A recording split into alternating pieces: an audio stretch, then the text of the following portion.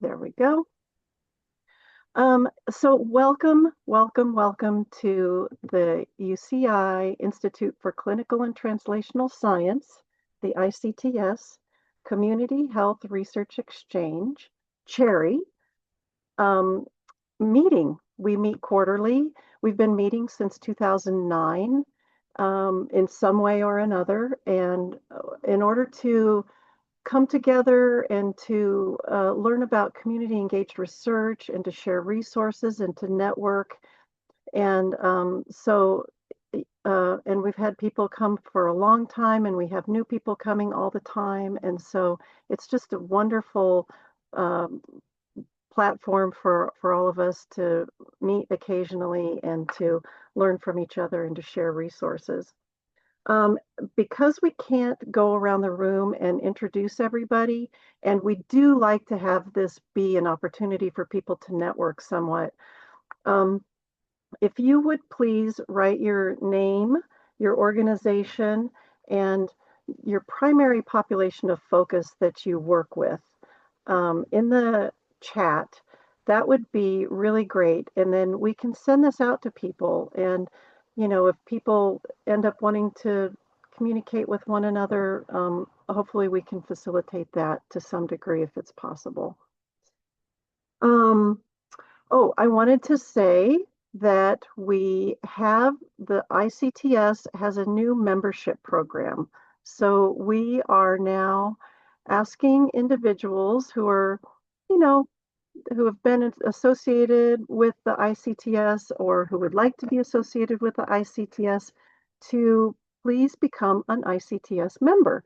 It's free, and we have, let's see, here is a link. I have a link and a QR code that I'm going to share.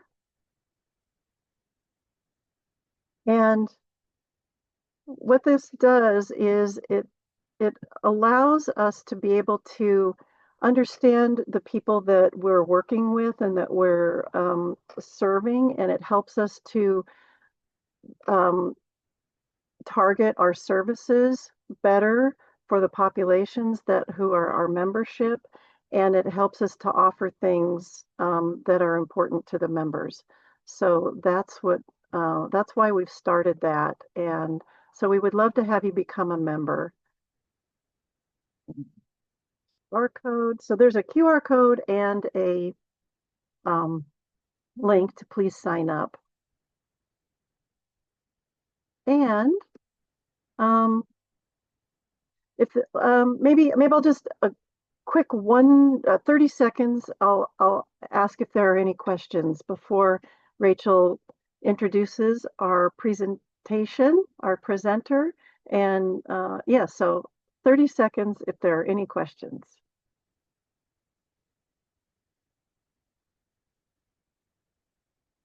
Yay, we're getting some stuff in the chat.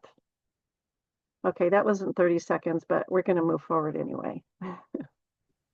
Thanks, Robin.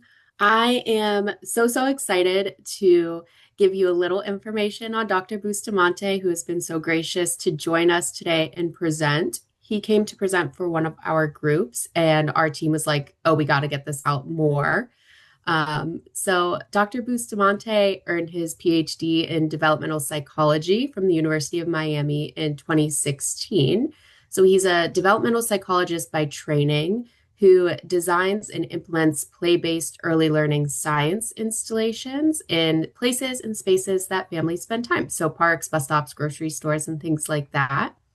He also utilizes web-mediated platforms to provide ongoing and embedded professional development to early childhood teachers to support them in engaging in hands-on science activities, which as a nerd makes me very happy.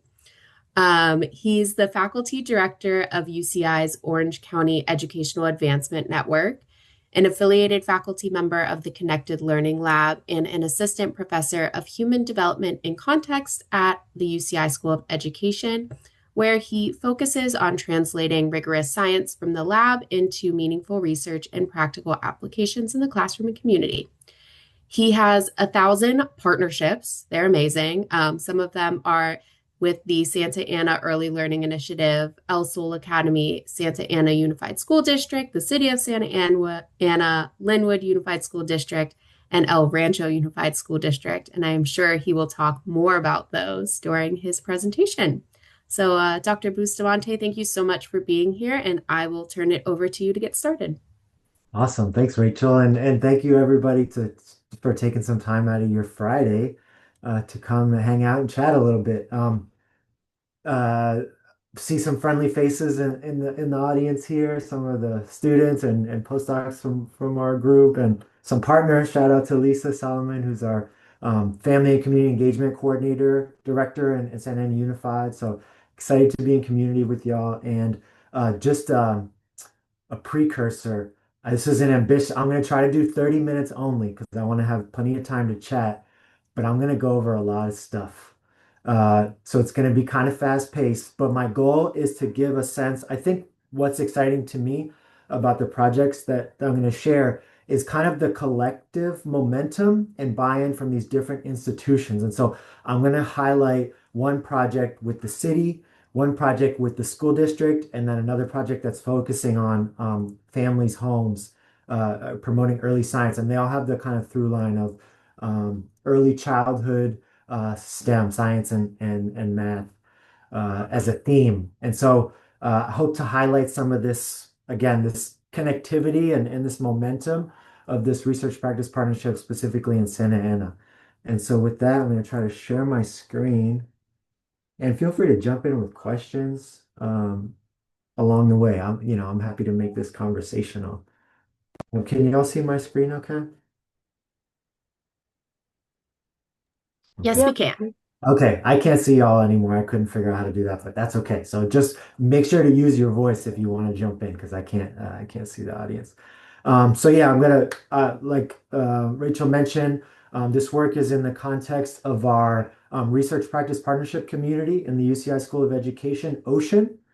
And it's a partnership with um, the city, the school district, and a community organization in Santa Ana that I'll share more about shortly. The first project is called Playful Learning Landscapes. And this is based on the idea that while school is a powerful mechanism and engine for promoting early learning and development, young children actually spend 80% of their waking hours outside of school. And so there's tremendous opportunity to support child development and early learning in community spaces. And so we have a project that was funded by the National Science Foundation um, where we worked with SAELI, who's a community organization, a coalition of local families, educators, nonprofit organizations that are all coming together around early childhood development and a really two-generational model where they support kids' early learning, but also families and family wellness. And they do amazing and powerful work at SAELI. And so we collaborated with SAELI to design community spaces in Santa Ana, parks, bus stops, grocery stores, laundromats for play and early learning. And so we held a 25 to 30, I think, co-design sessions over a 3-year span that started during COVID. And we started on Zoom and then we migrated to in person at the Delhi Center to have families share stories, craft, design, dream about their community spaces. And so we tried to really ground all of the designs in the community's values and goals and history and experiences. And we've surfaced these kind of core community values that we wanted to design for. So families in Santa Ana wanted activities that brought the family together and promoted intergenerational learning. So kids learning from their parents and grandparents, but also elders learning from young people about technology and English and different kind of things. So that having that bi-directional flow of information and a high proportion of immigrant families in Santa Ana. So families wanted their culture and history represented, and they wanted community spaces that were bright and beautiful and colorful and felt safe and welcoming.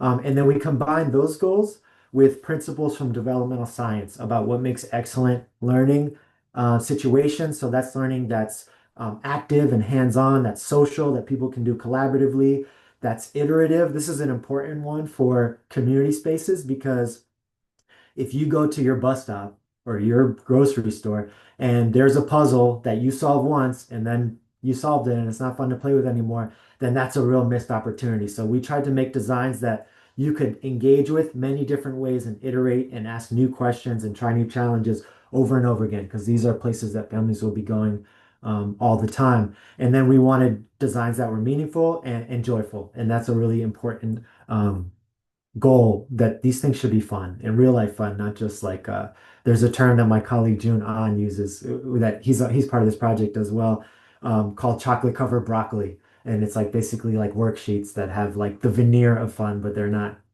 not the real deal. And then it was a NSF funded project. So we had science learning goals. So we wanted kids making observations, asking questions, making predictions, noticing patterns.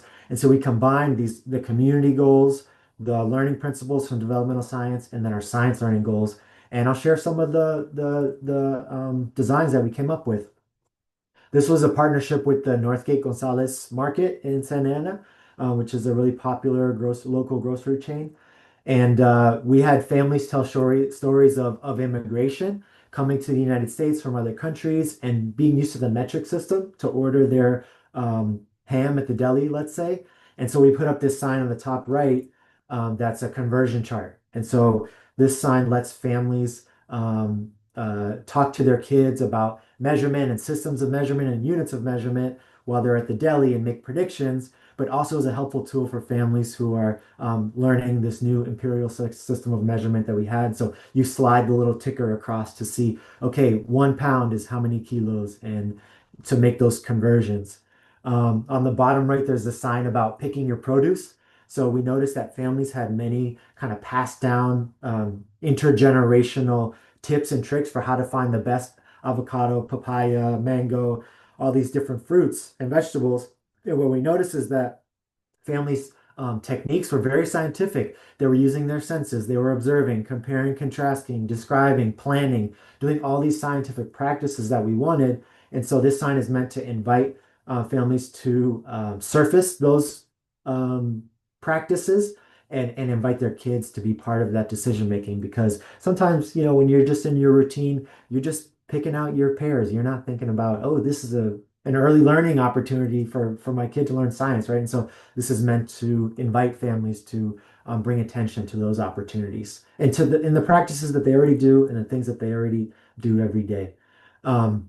Families told us that in Santana, it's a community that's kind of park poor, so not a lot of open space and green space. It's very dense, but a lot of walls. And so, how can we activate wall space? And murals were kind of an obvious answer for that. And so, we designed a series of murals. This one is called Yo Veo, I See, and it's kind of a hidden artifacts within the mural, and the kids have to use their spatial words and their observation skills to find the classic green parrots or the butterfly, which is a symbol of immigration, or all things that were kind of meaningful to the community. And they decided what was going to be in the designs. But a more interactive mural, rather than, it's beautiful and it's art, but less passive than most murals, I would say.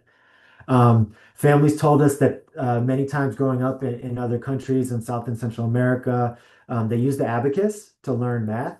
And they were kind of wondering, like, how come my kids don't use the abacus, here in the United States? And we didn't have a good answer for that. But we said, well, we could do a big abacus at the bus stop. And so this is Wendy Gomez. She's the director of SAELI, our community partner, and her son, Gael, who's this was at the ribbon cutting ceremony. But this is a giant abacus at the bus stop. So families can count and add and engage in math games while they wait for the bus. So in that regular video, okay, does the sound come through? Yes, it does. Oh, it does. Good. Okay. So yeah, promoting opportunities for early math while you wait for the bus. And then this next one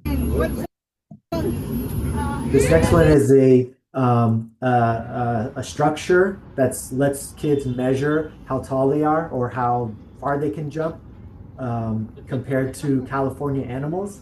And then there's hidden shapes inside the animal, so the kids have to find the triangles and the circles. And so early geometry, measurement, physical activity, and again, all in stuff like it was either California animals or animals from families' home countries that they wanted highlighted and celebrated.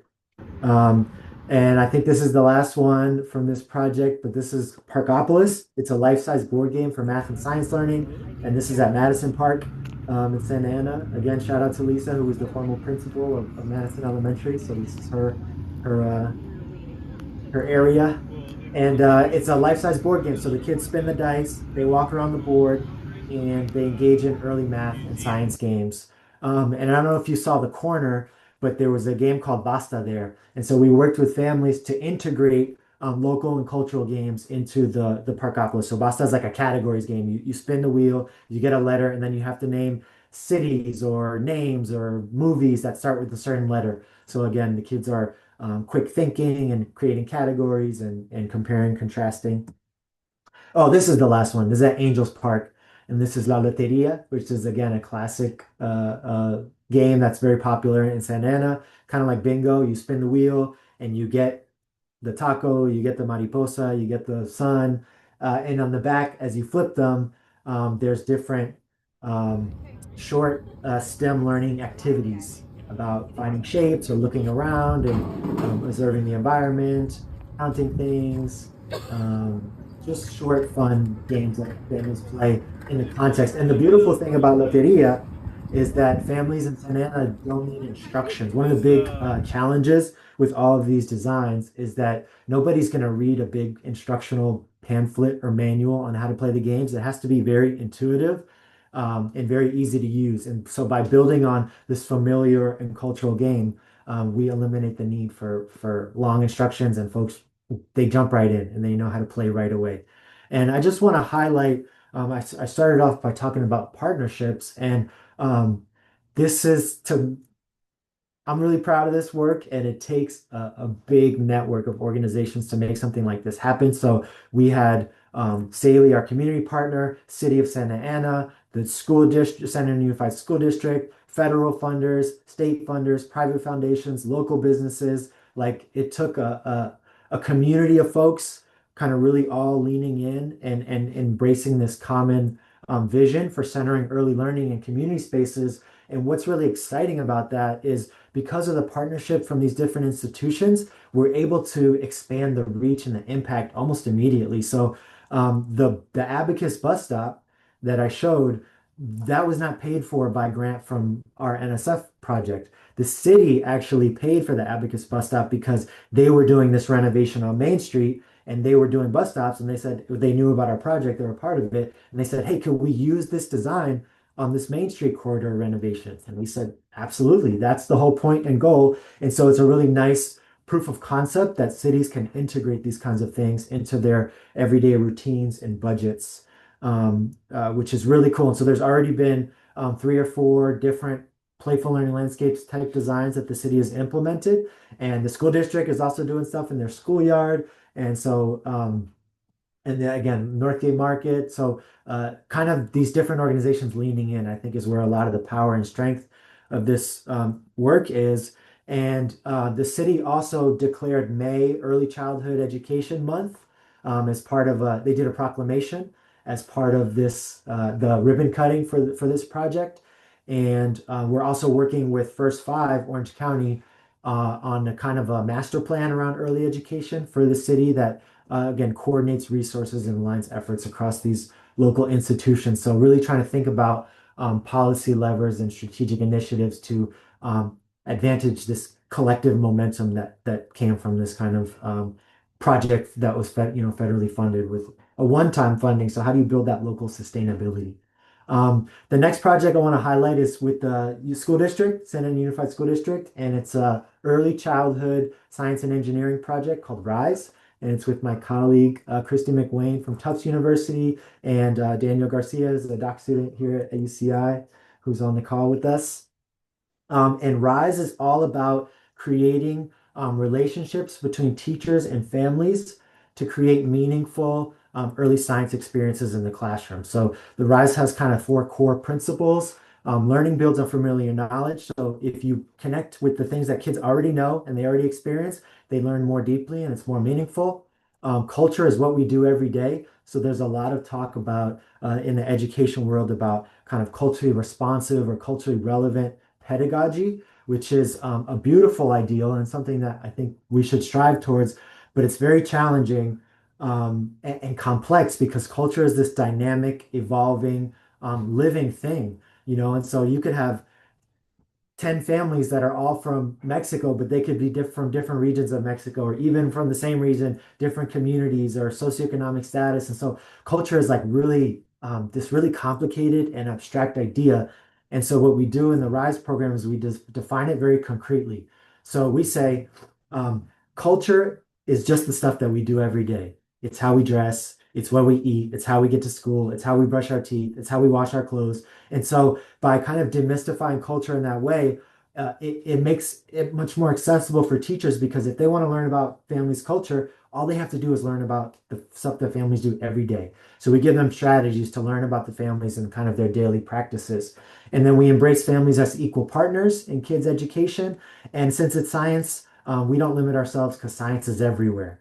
And so the main focus of the project is um, the classic kind of family engagement approaches that schools take traditionally and historically is for information to start at the school and then get sent home and shared home for families to reinforce the learning, so kind of like homework or early learning activities, and which is good. We want this. We want schools to be including families and what's happening at school and having them be able to support and reinforce learning. We know parents are huge supporter of their kids learning. But what we also want in this project is for information that starts at the home to flow into the school and for that to inform curriculum.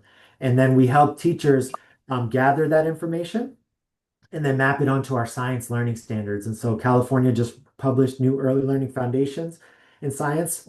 And so we map on all of that familiar information to the science learning standards and have teachers create curriculum basically. And so I'll just give you some examples of what that looks like.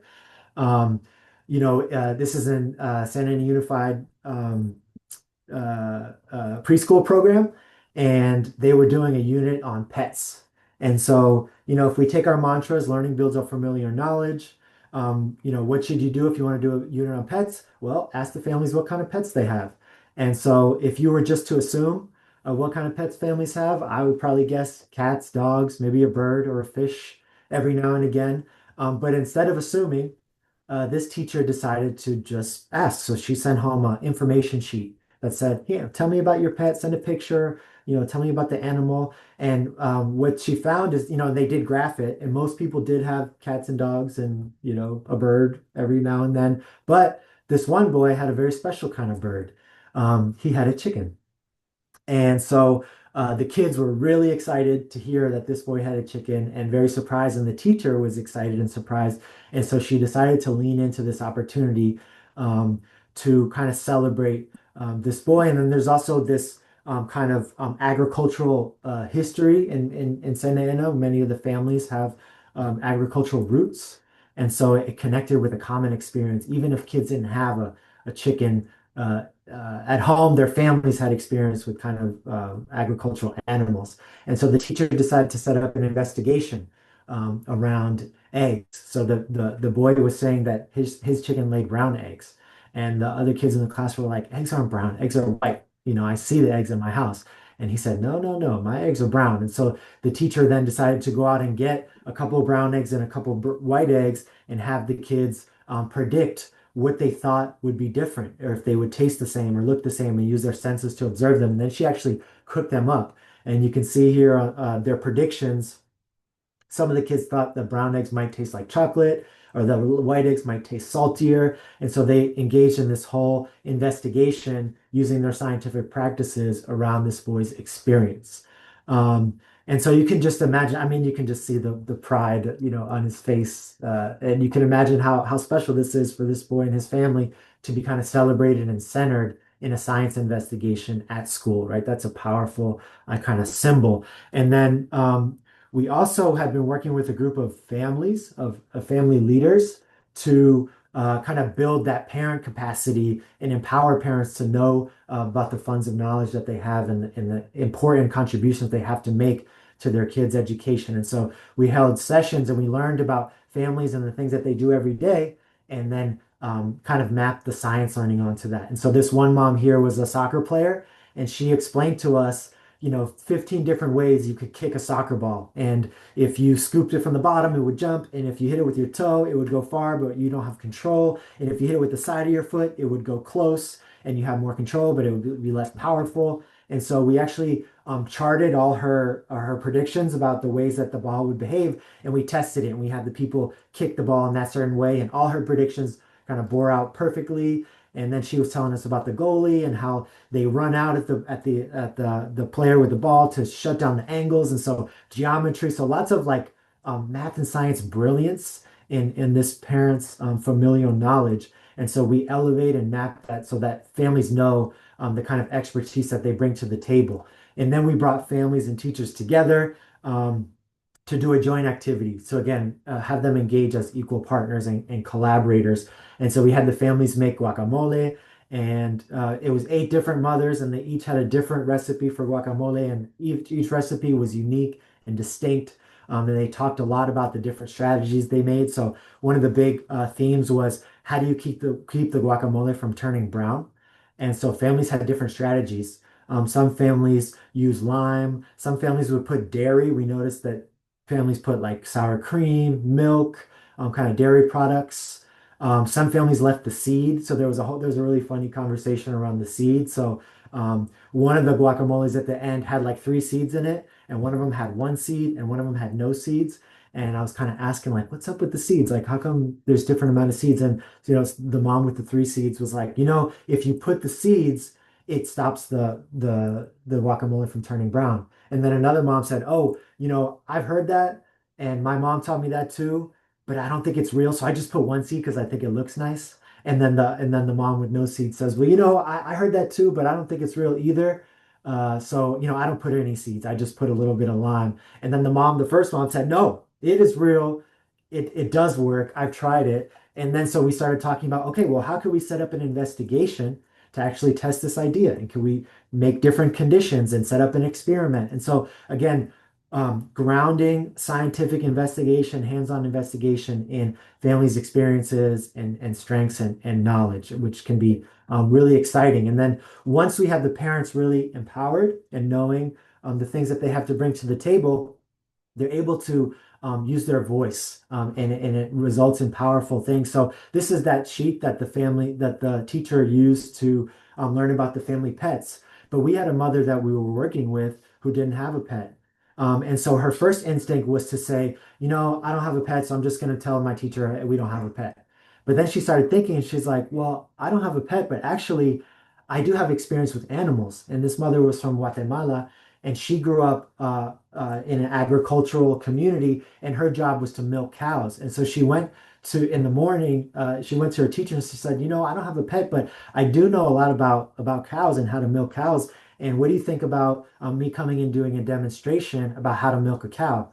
And so we changed with the teacher and with this parent, we changed the information sheet to, instead of tell us about your pets, tell us about a story of an experience you had with an animal during your childhood. And so that opened the door for this mother to then create a model of a cow. She used a doctor's glove, a plastic glove, to imitate the udder, and poked holes in it, and then came in and demonstrated how you milk the cow and how many liters of milk you get. And so there was a ton of measurement and system models. And so just really rich and expert science happening here that wouldn't have happened if this mother wasn't empowered and oriented to know that, hey, I have valuable things to share, and that can impact my kid's science education. So I think that's a really exciting demonstration of like what families are capable of when you get. And this was a mother who wasn't super confident about her own formal education and her science knowledge and her ability to kind of contribute to her kids' education. And so it was really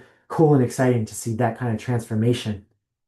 And so this partnership with Sena and Unified is evolving in exciting ways. Last year, we embarked on a new partnership to open a university assisted community school. And so it's kind of similar to like an idea of a lab school where university and an elementary school partner on innovative projects to kind of serve as a model for education. But the lab schools are usually on campus. And so we decided to do it in Santa Ana at Monroe Elementary. And we have some really exciting community science projects bubbling up already at Monroe. This is Fernando Duran, who's the principal there, and Jesus Silva, who's a third grade teacher who's working with Simone Giles, who's a faculty, science learning faculty at UCI School of Education. So it's been really cool to see that partnership blossom. And again, these institutions investing resources in deepening and extending the impact of the work. Because when we have that long-term trust and commitment, all these different and exciting initiatives kind of pop up.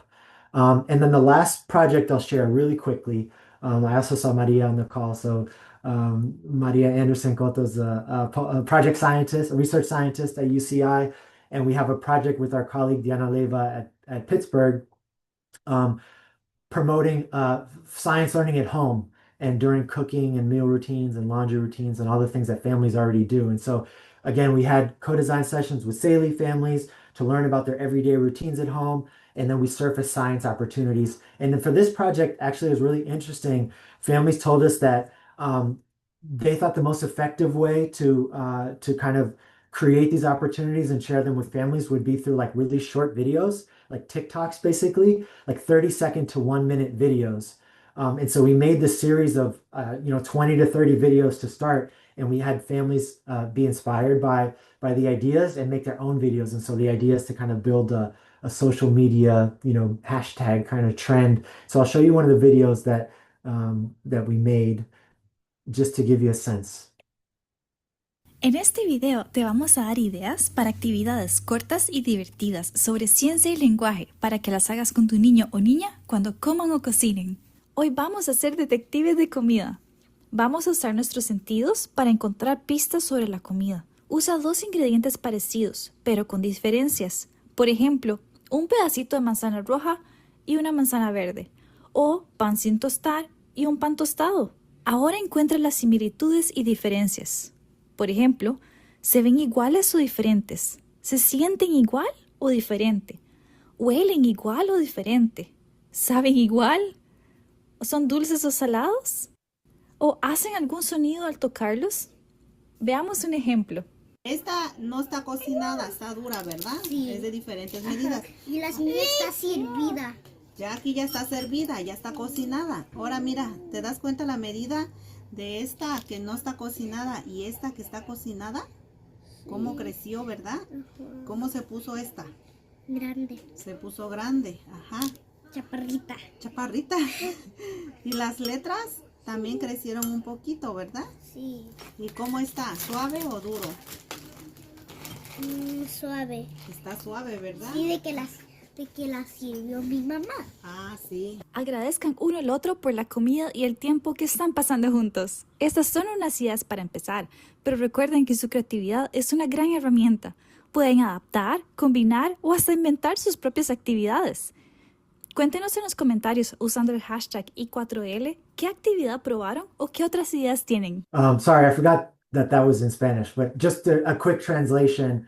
The video basically invites families to use their senses and observe and compare and contrast different ingredients while you're cooking. And then the family you saw demonstrated, and they were eating macaroni. And so the mom was asking them, what's the difference between the macaroni when it's cooked versus when it's not cooked? And what does yours look like? And the girl said, oh, mine is soft. And she said it was kind of chubby, which was really cute. So again, in those everyday routines and those things that families already do, elevating those scientific practices and in promoting those conversations in the home. And so En este video I'm going to stop there and finally take my screenshot off so I can see people. It makes me very anxious not to be able to see people while I talk, so I'm eager to get the screen off and down. But those are like 3 different example projects, one in a community space, one in a school space, and one in a home space, with this kind of common and core commitment around early science and really centering families and their funds of knowledge. Excited to hear any kind of questions or comments or ideas that you'll have. And then, of course, Daniel, Maria, folks who are involved, if y'all have more thoughts and comments, please do jump in as well. First of all, I want to say thank you so much for a wonderful presentation. And Dr. Bustamante, what you probably did not see during that presentation is the amount of clapping emojis, heart emojis, celebration emojis that were coming through as you were talking about all of the different wonderful projects you're working on. So, just needed to point that out so you were aware that Thank you for everyone was sharing very it. supportive throughout. Appreciate that. You've also been nominated for President of the United States by Lisa Solomon. So I would No, vote for thank you. I would vote for you too. That's funny. So we can open the floor. I know Dr. Bustamante, some of your partners are here. So if anyone wants to unmute and talk a little bit about your work, you're more than welcome to do so. If anyone else has questions, please feel free to go ahead and raise your hand or unmute. Bhavana, I see that you're unmuted. So if you have a question, please feel free and go ahead. So, first of all, I would really like to know what happened with the guacamole experiment. Is the seed working or not? And Yes. also, the idea of having the bus stop. The idea of the bus stop, I really found it like very interesting. And I have few kids, and I have twins in my school, and the parents bring them. Initially, they were bringing them on leash because whenever they see something distracting or very attractive to them, they would just leave their mom and dad and run away towards that thing. So I can imagine like kids standing on a bus stop, getting distracted by a lot of things around the surrounding whatever they see, and they would like to move away from the bus stop, move away from the parents. And this thing will keep them grounded, will keep them occupied and safe, I would say. And they would stay there with their parents and just do their thing and explore instead of looking around and running away. And that, like, I think that is something not very common that the kids run away from their parents, but this do happen, and this would help in a way to be safe and stay grounded and not running away when they're outside. I Yeah, really liked it. that's a really important point. So this is something we hear from parents, like in the grocery store too. If kids are kind of bored, they end up getting into things that they're not supposed to be doing, like grabbing stuff off the shelves or, but if you give them activities and you engage them in playful learning, they're totally focused on what they're doing and they're having fun. I think the same analogy could be made for the classroom. So, if you sit down 3, 4, 5-year-olds and you try to like have them in a whole group and you talk at them for 20 minutes, they are going to be wiggling, moving, hitting, pushing, grabbing, talking. But if you have them in a hands-on activity and they're engaged, they're going to be like totally focused. And so teachers talk about like the behaviors and kind of some of those externalizing behavior problems that kids have, like just vanish when you engage kids in kind of these experiential hands-on learning environments. So that's a great point, and I think one of the big benefits of trying to engage kids in these everyday spaces. Maria and I also, and Daniel are also have a project with Chalk, Children's Hospital of Orange County, to design the waiting room at the community health clinic in Santa Ana. And a similar idea, it's like they're called trap spaces sometimes, or like places where you have to go wait, that can be like really challenging for families, and you can transform those into really meaningful learning opportunities with a little bit of intentionality. Olivia, I see a hand. I agree. I agree. It can be hashtag no more leashes. There you go. Nice. I love it. Thank you. Thank you, Dr. Bustamante, for your talk. It was really insightful. I was just curious, a lot of this work that you're doing, I'm wondering if there's like a feedback loop or how you're kind of getting this information back to families, communities, and partners, because a lot of them don't have access to some of the more like academic resources where you might be disseminating some of this work. Like I was so curious with the abacus, how the city might have known if you were going to city council meetings or just what that looked like. Yeah, we have a really strong partnership with Parks and Recreation. They were part of this whole project, in the city manager's office, and as well as city council members.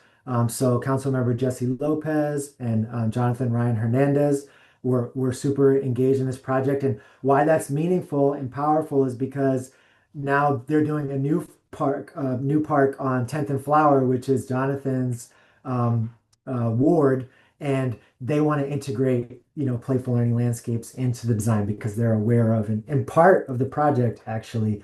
And then SAELI, I'd say, is an amazing organization. They have more than 300 local families that are members, as well as schools and other nonprofits. And so all of our projects, momentum, results are shared back with SAELI.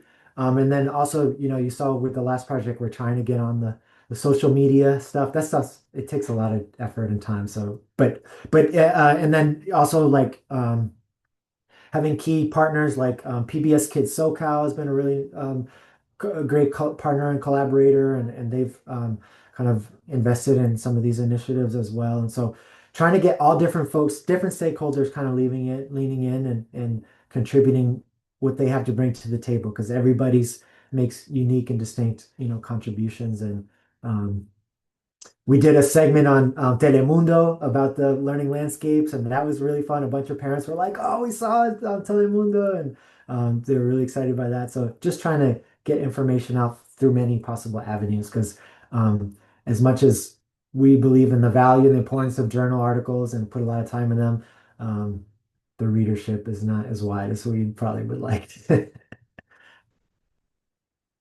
Mo, do you have a question or a comment? Hello, I'm so sorry that I was driving for the most part, but I was listening so intently. I appreciate you so much. So I'm an urban planner that sits in public health, Oh, and wow. what Okay. what you do is so amazing on so many levels, engaging children in the built environment, in spaces, all of the above. Like everything you're talking about is something that I learned when I was doing my doctorate at UCI in social ecology, that research has to have a social implication, not just a statistical significance. And you just have to know, like, you're doing such incredible community work that is impactful over the course of life. And if you ever want to work in Little Arabia, in Anaheim, or Little Saigon, I think we should touch base. And Oh, great. I would love to work with you and think about ways to engage students. I have a project here with our engineering students at Cal State Fullerton called Engineering Social Justice. I kind of want to go with you to the field to show the students a little innovation in your design that is focused on the community, and listening and working with community can change the life of an entire generation. So I mean, I'm so excited for what you do. Thank you so much. I appreciate Awesome. you. Well, I'm putting my email in the chat, Okay, good.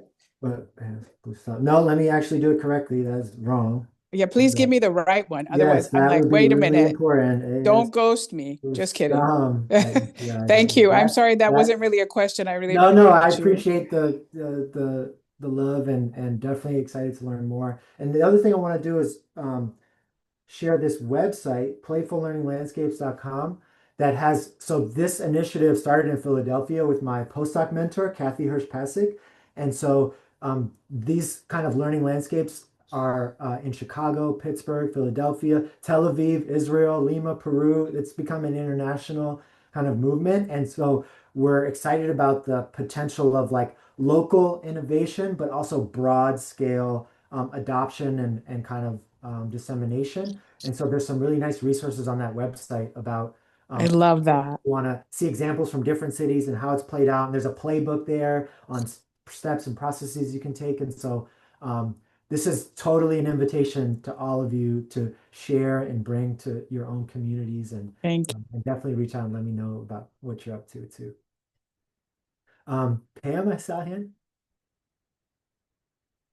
Yes, I want to hear the other part of my colleague's question about the guacamole, because this is a debate we have in my family all the time. I'm a line person.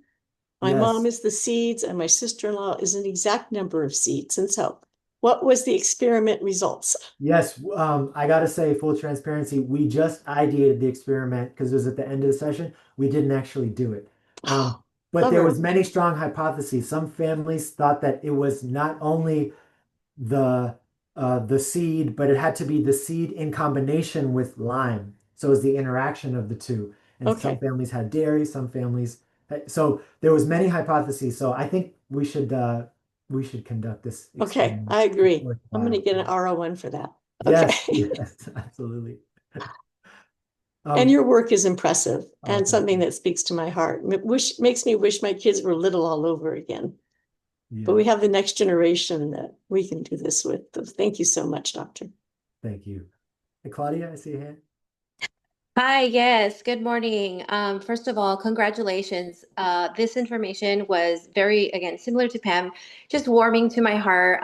Grew up in Santa Ana's, no longer live there, but still, have family there. So seeing this development and how we incorporate to Dr. Mo's, the urban planning and the community and having partnerships just is amazing. So congratulations on that.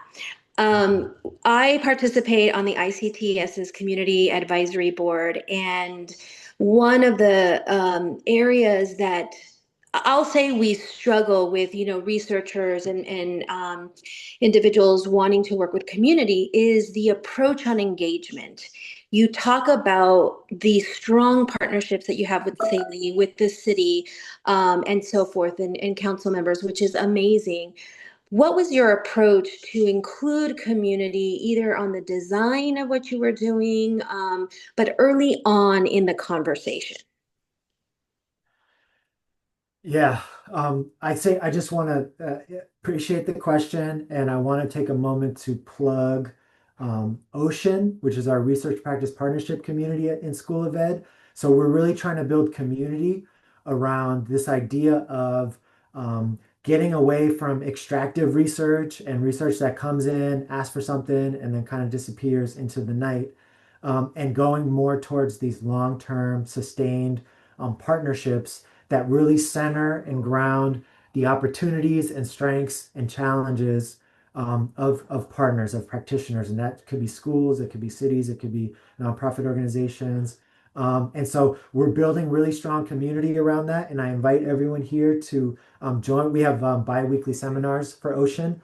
Yesterday we had one. We had a member of our local indigenous community come and do some education around outreach and indigenous education that they're doing in Orange County. So we have some really exciting speakers and guests. And so come join our seminars. And we're doing,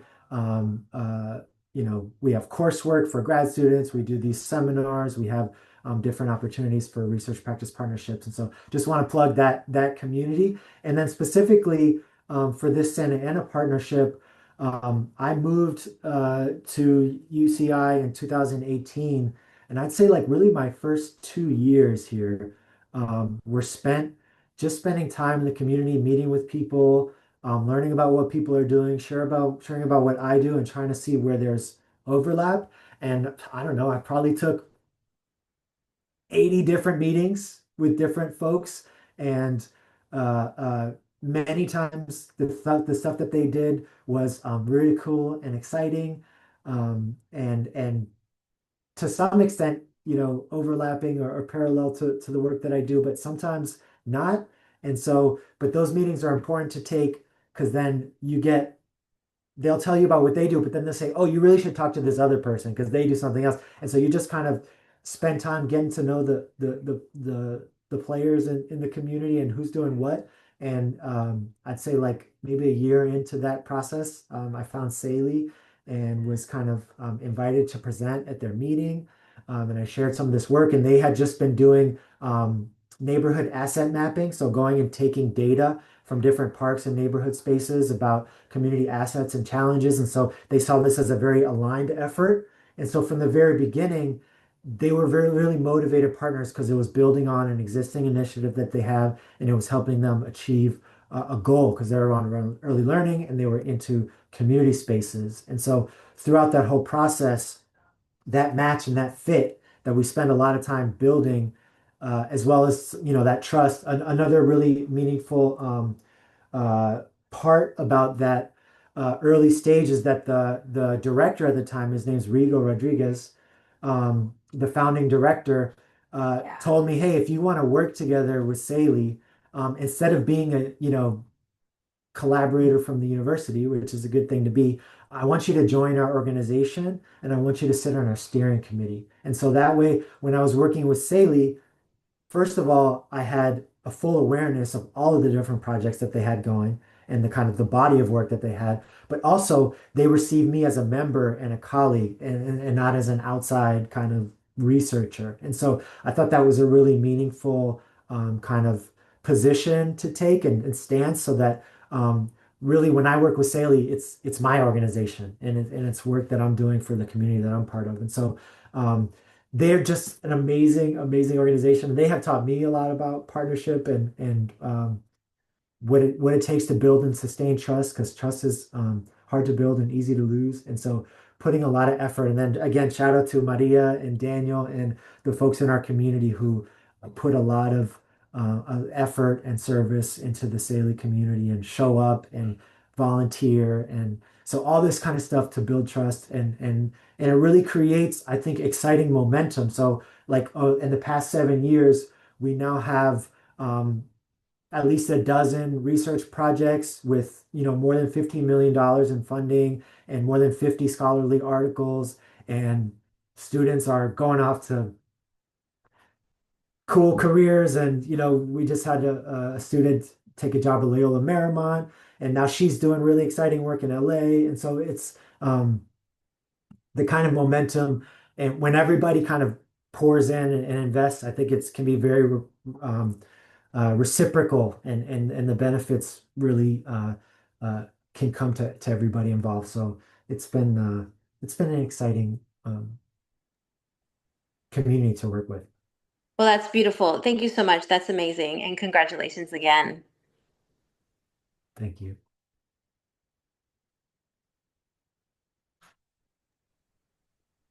Does anyone else have any other questions?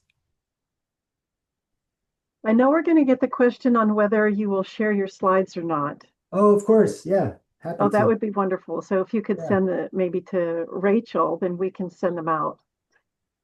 Of course.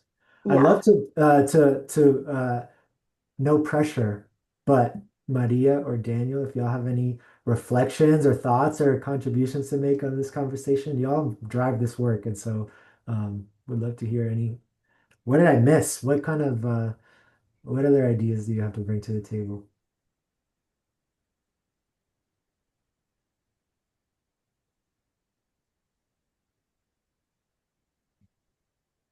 Just echoing Ms. Mosami, the community is at the heart of everything, honestly. I think none of our work is possible, so just wanted to really, really highlight the community building that both of this is made through time because it takes a lot of effort and trust building. It is a relationship. So it does take a lot of time and a lot of emotional effort and investment in ways that academia doesn't often see.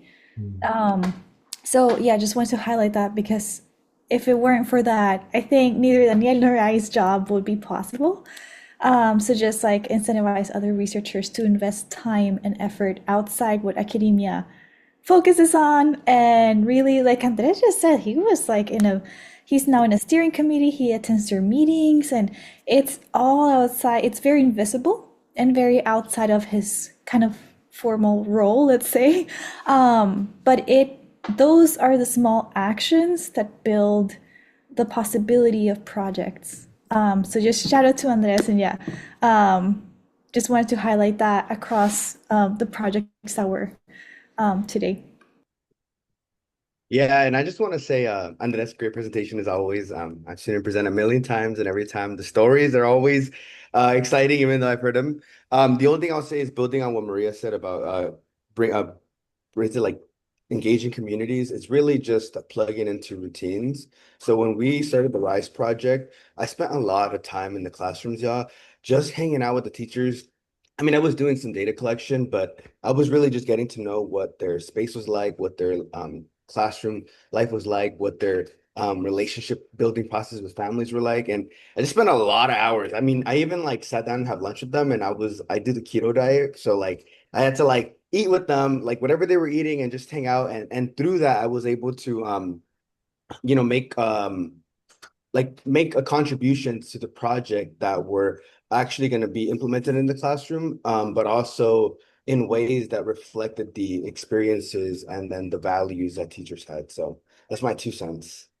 Awesome. Thank you, Daniel. And with the 1 minute, I want to, I miss Celine. Well, I didn't see her in here, but she's been working on a really cool project with the Santa Unified School District where this, I didn't mention this project because it's not early childhood, it's fourth and fifth grade, but we're doing basketball courts where kids can learn fractions and decimals by taking a shot that's worth a quarter point or a half point or three-quarters of a point. And so Celine's been an awesome partner in that work and supporting the teachers and students and playful learning in upper elementary. So it doesn't have to be just an early childhood thing. I just have to make one more comment that we should take what you said about spending 2 years in the community, meeting people, getting involved, and having a presence as the true essence of what community engagement means. So we could just capsule that up and just feed it to all our researchers. It'd be awesome. Yeah. But then And again, it's, definitely, getting the time to do that. So, yeah, I think or Maria made making an the time. important point about the ways that our academic systems honor and acknowledge that work and a Yeah. tenure. Thankfully, I did get tenure last year, so that it didn't Congratulations. undercut me in that sense. But it is stuff that it's a lot of time and effort, and that doesn't always count in those kind of reviews. And so, Yeah. appreciate the work that this community does to uplift and highlight this community partnership work, and really it really brings validation to this approach, which I think is really powerful. Can't thank you enough, Andre. This was just an amazing conversation. And thank you to everybody who joined and contributed. And yeah, we'll have another one of these CHRE meetings in January, I believe. Is that right? November, December, January, maybe February. And yes, we would love to have everybody please take a moment. I think there are 3 questions on our evaluation survey. It helps us to improve this meeting. So if everybody could please click that link and give us a little feedback on the meeting, we'd be so appreciative. We'll also be sending out Dr. Bustamante's slides along with a link to follow up and see if we can get everybody to give their 2 cents on the meeting. Cool. And happy Friday, everyone. Yes, have a great weekend. Thanks, And all. happy holiday next Tuesday. Thank you, everyone. Have a great weekend.